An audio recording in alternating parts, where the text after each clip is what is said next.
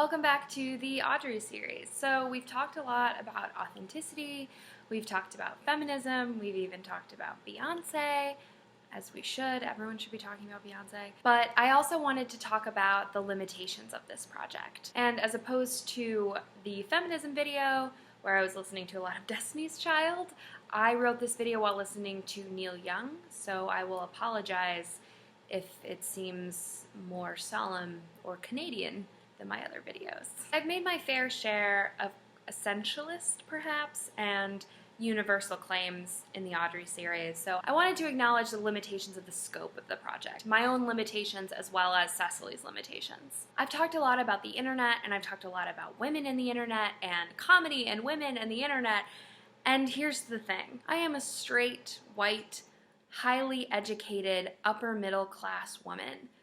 And I come from a town that Wikipedia tells me is 96% white. I am in no way qualified to speak on behalf of all young women on the internet. I would argue that no one is particularly qualified to speak on behalf of all young women, no one person anyway, but I particularly, I think, am not qualified. Or I feel the need to say that because I made a project that is largely concerned with female representation on the internet. And Oscar Wilde perhaps wouldn't have had to grapple with these questions that I've grappled with throughout the creation and formation of this project. But the internet really exploded our worldview. Adrienne Brown and Mary Thomas talk in their article about the internet's ability to help queer teens to reconfigure their identities and to reconfigure dominant understandings of identity formation. They see the internet as having extreme potential in its ability to help people to come up with a new way of understanding identity formation that isn't tied to heteronormativity.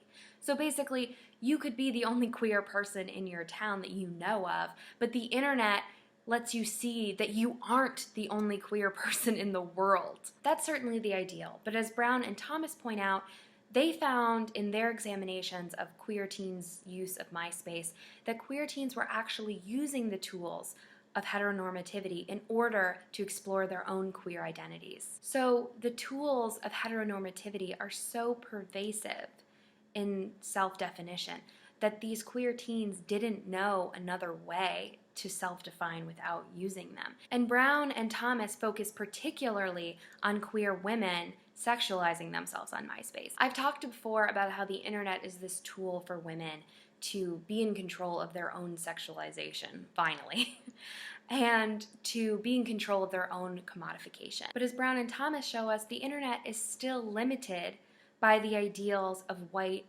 heteronormativity. And my videos are kind of contributing to the problem. Now, that doesn't mean that I shouldn't have created these videos or that they don't have any value. It's just kind of a yes, but situation. Yes, my videos are a feminist reimagining of the importance of being earnest, but they can't even begin to speak to a universal truth about feminism or even young women. Cecily didn't have to be white, and neither did any of the other characters in my videos. But I am white, and I created the videos, and society generally looks poorly, and rightfully so, I would add, society generally looks poorly on those that change their race for theatrical purposes. I have to acknowledge the white heteronormative hierarchy that my project plays into. Because while I do challenge the traditional ending of a comedy, or more specifically a romantic comedy, by not making Ernest Cecily's way forward, they don't get married, Cecily doesn't include him as her means to the future,